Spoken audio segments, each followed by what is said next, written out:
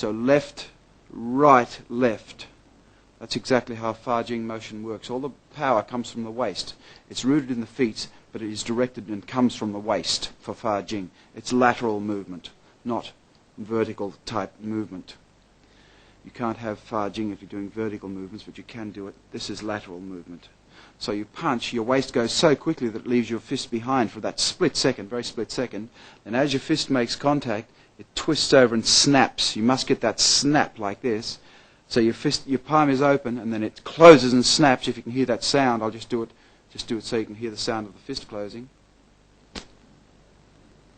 And notice how I've used the one knuckle punch, or rather the tiger fist, the tiger paw punch with the middle knuckle protruding a little bit there.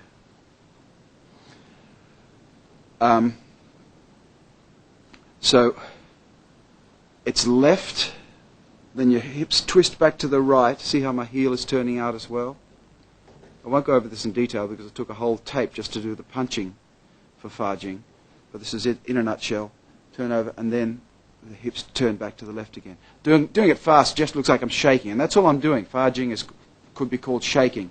So here's your fist here like this. If you're going to do the punch, watch what the waist goes. It'll go left, right, left. And it'll be going to the right as the punch is making contact. I'll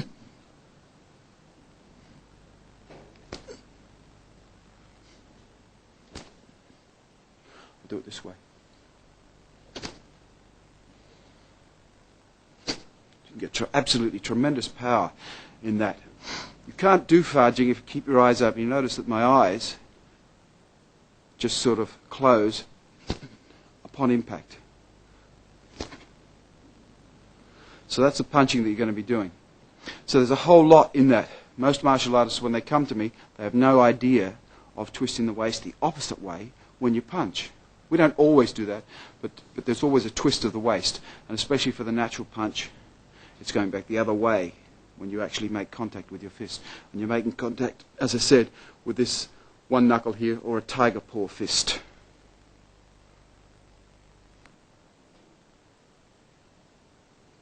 This is the tiger paw fist. See how the third knuckle protrudes slightly, like if you put that in the dirt, it looks something like a tiger paw in the ground. Look where the thumb is. This is very important. It completely aligns your arm. When you're using power punching, like strength punching, tense punching, it's okay to do this sort of a fist. You've got to hold your fist in so your arm doesn't get hurt. But when you're doing this sort of punching, your arm doesn't get hurt because you've got the thumb tucked in tightly here. Not inside, of course, but here. And so when you hold your hand like this is called an eagle, or not an eagle claw, a Dim-Mak claw hand. That's the way the hand is held normally for the fighting. Not like this, or not like this. It's just loose. It's called the beautiful hand. When we punch, see how it just naturally turns into the fist. So we get that sort of thing happening. Right. So all we're going to do here, what I teach people to do in the beginning, I'll show it to you first, and then I'll do it slowly. Just watch what the waist does. You start out with what's called a pung hinge position. Notice how the hands are held. This is a classic pung hinge position. This can be a pung hinge position. You're on guard here no matter what you're doing. You can defend yourself in a pung hinge position. From this position, you can defend yourself against all types of attacks, kicks, punches, grappling, the works. Just simply standing like this. No good standing like this if you know that you can calm someone down who's going to attack you, because that only exaggerates the situation. So you just stand like this. And see, there's your pung and hinge. In that position, you can come straight into the person, and you've defeated the person straight away. We'll get on to the actual fighting in a later tape, but we always move in. We never ever move back or simply stand still and wait for the person to come to us. If you stand still, the person's at full power when they get to it, because they know you're going to be there when they attack you. Otherwise, they wouldn't have attacked you. If they throw a punch or something, they know you're going to be there. So they subconsciously aim to get their fullest power where you are. So you're here, and they haven't got full power anymore. But we'll get on to that later. So here's your pung. That's a classic pung hinge. You don't hold it fully. Just hold it like this. It's a little bit like just holding your hands. You could hold your hands like this, I guess, if you wanted to. Just for the sake of holding it, getting into good habits in the beginning, we hold a pung hinge hand like this. I'm going to go. I'll just do it for you for starters. Now, you may not have seen anything specific there. It's just me going forward. You may only have seen the final punch. I'll do it again.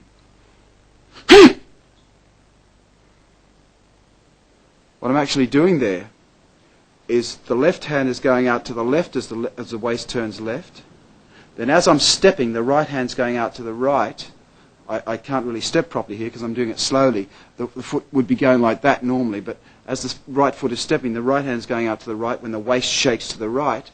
And as I step, as soon as I've stepped, then I bring the weight forward a little bit, the fist comes in, bang, and the right foot is naturally dragged forward. I don't think step forward. It just gets stepped forward with the natural momentum of the movement. So we're going left, right, left, and then back to center, and then the waist naturally comes back to the center, of course.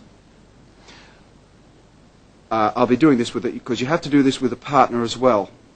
So I'll be getting a few of my students in. We have a training